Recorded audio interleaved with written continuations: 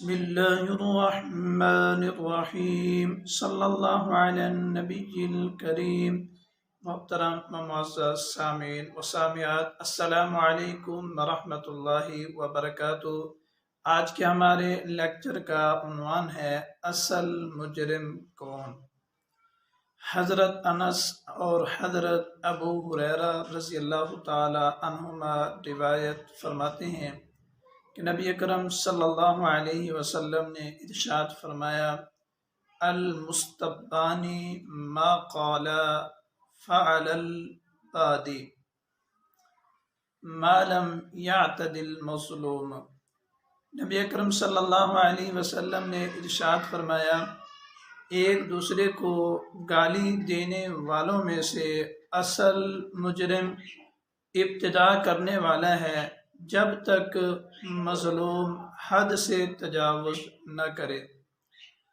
محترم سامعین، جب دو مسلمانوں کے درمیان اختلاف ہوتا ہے تو جو ابتدا کرنے والا ہے اختلاف کی، جو ابتدا کرنے والا ہے برا کہنے کی، جو ابتدا کرنے والا ہے گالی دینے کی، فرمایا کہ سارے کا سارا گناہ اسی پر ہے جب تک مظلوم یعنی جس کو گالی دی جا رہی ہے، جس کو برا کہا جا رہا ہے، جس کو نقصان پہنچایا جا رہا ہے کسی بھی طرح، تو فرمایا کہ جب تک وہ مظلوم حد سے تجاوز نہیں کرتا اس وقت تک ابتدا کرنے والے پر ہی گناہ ہے۔ جب یہ مظلوم حد سے تجاوز کرے گا تو اس پر گناہ آئے گا۔ جب تک یہ حد کے اندر رہتا ہے، حد کے اندر رہنے کا مطلب یہ ہے کہ جتنا اس نے کہا، جو اس نے کہا، جیسے اس نے کہا، اس نے انہی الفاظ سے اس کا جواب دیا، جیسے اس نے الفاظ کہے وہی الفاظ جواب میں اس نے کہہ دیے، تو حد سے تجاوز کرنے والا نہیں ہے۔ ہاں اگر اس نے الفاظ میں اضافہ کر دیا تو پھر یہ حد سے تجاوز کرنے والا ہے، یعنی اینٹ کا جواب پتھر سے دیا تو پھر یہ حد سے تجاوز کرنے والا ہے، اس پر گناہ عائد ہوگا۔ جب تک یہ حد کے اندر رہتا ہے، یہ مظلوم اپنی حد سے تجاوز نہیں کرتا، یعنی انہی الفاظ کے ساتھ یہ جواب دیتا رہتا ہے، اصل مجرم یہ نہیں، اصل مجرم ابتدا کرنے والا ہے۔ اس نے تو محض اسی کے الفاظ سے اس کو جواب دیا ہے۔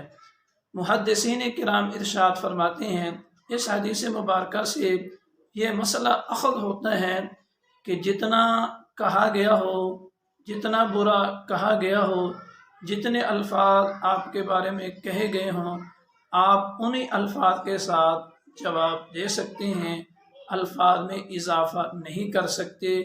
جب تک آپ الفاظ میں اضافہ نہیں کرو گے اس وقت تک آپ مجرم نہیں ہوگے۔